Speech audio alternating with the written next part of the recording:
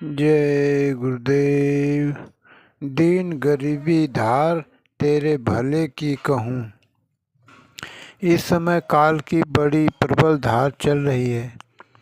उतनी दयाल धार भी उनमें काम कर रही है। जो संतों के निकट आते हैं, अब दोनों में आगे देखो कौन रहता है। दुनिया का यह हेर फेर है, जैसा होगा वैसा होगा, लेकिन दोनों धार पूरा काम कर रही हैं। एक और नास्तिक जो है कि ऊपर से तो चाहे आस्तिक कह भी दें, पर अंदर में पूरी नास्तिकता है। और एक वे हैं जो महात्माओं के निकट आ जाते हैं तो महात्माओं की वाणी सुन करके आस्तिक हो जाते हैं, बुराई से डरने लगे हैं।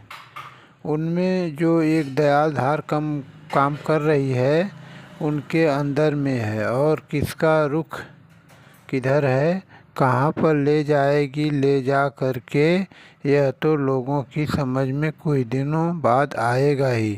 कहने सुनने की बात ही क्या है।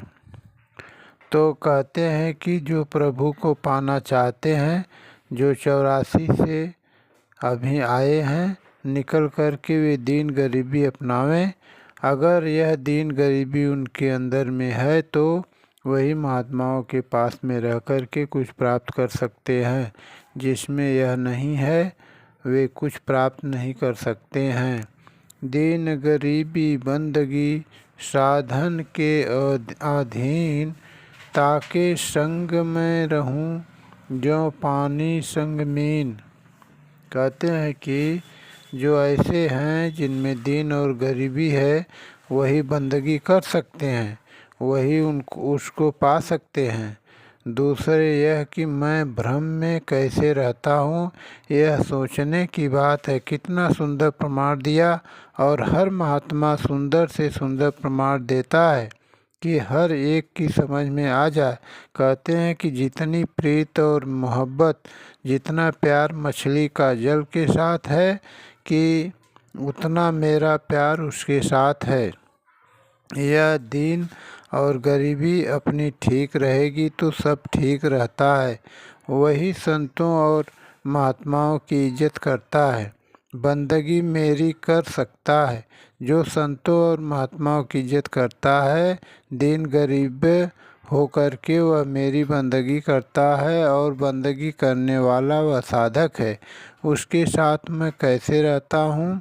कहते हैं जिस तरह से मछली से पानी के साथ रहती है, वैसे ही जो दीन गरीबी के साथ बंदगी करता है महात्माओं महापुरुषों के निकट रह कर के, तो मैं उसके साथ ऐसे ही रहता हूँ जैसे पानी के साथ मछली और मछली के साथ पानी।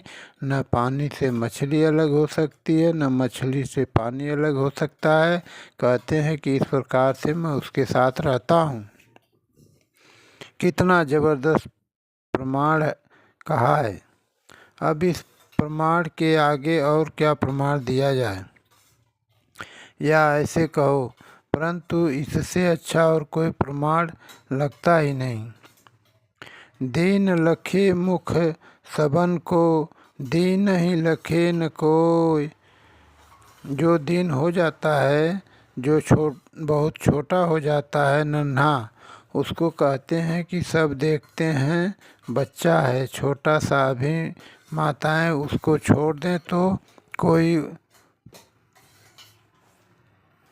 ऐसा आदमी नहीं है, छोटा से बड़ा तक, जो उसको गोद न ले ले। क्यों? क्योंकि वह दीन है, वह छोटा है, नन्हा है। उसकी तरफ सब देखते हैं, सब उसको प्यार करने लगते हैं। तो कहते हैं तुम दीन हो जाओ, तुम्हारी तरफ सब देखने लगेंगे, सब तुमको देखेंगे, सब तुमको प्यार करेंगे। और अगर छल रहेगा, कपट रहेगी, फरेब रहेगा, बुद्धि मलिन रहेगी, फिर अहंकार रहेगा, दीनता रहेगी ही नहीं, तो कहते हैं कि लोग देखेंगे नहीं और कोई प्यार नहीं करता है। अभिमानी को कौन प्यार कर सकता है। निरअभिमानी जिसमें दीनता है वह सबके दिलों में बैठ जाता है, और अभिमानी जो है वह सबके दिलों से उतर जाता है। तो सोचने की बात है।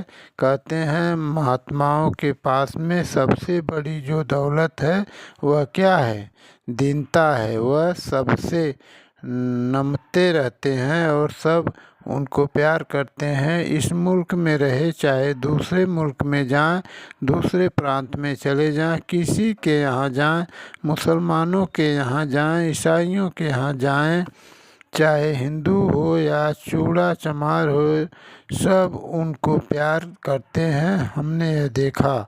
हम जब गए राजस्थान की तरफ सत्संग करने लगे तो हमको वहाँ कौन जानता है, ऐसे देश और मुल्क में जहाँ की कोई नहीं जानते हैं, लेकिन वो यह है कि बड़े प्यार से मिले।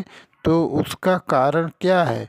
सबको हाथ जोड़ना, सबके साथ में प्रेम करना, सबके साथ मोहब्बत है जो छल कपट रहित है, तो सब प्यार करने लगते हैं। तो कहने का मतलब यह है कि दीन गरीबी इतनी बड़ी चीज़ है कि सब आपकी तरफ देखने लगेंगे।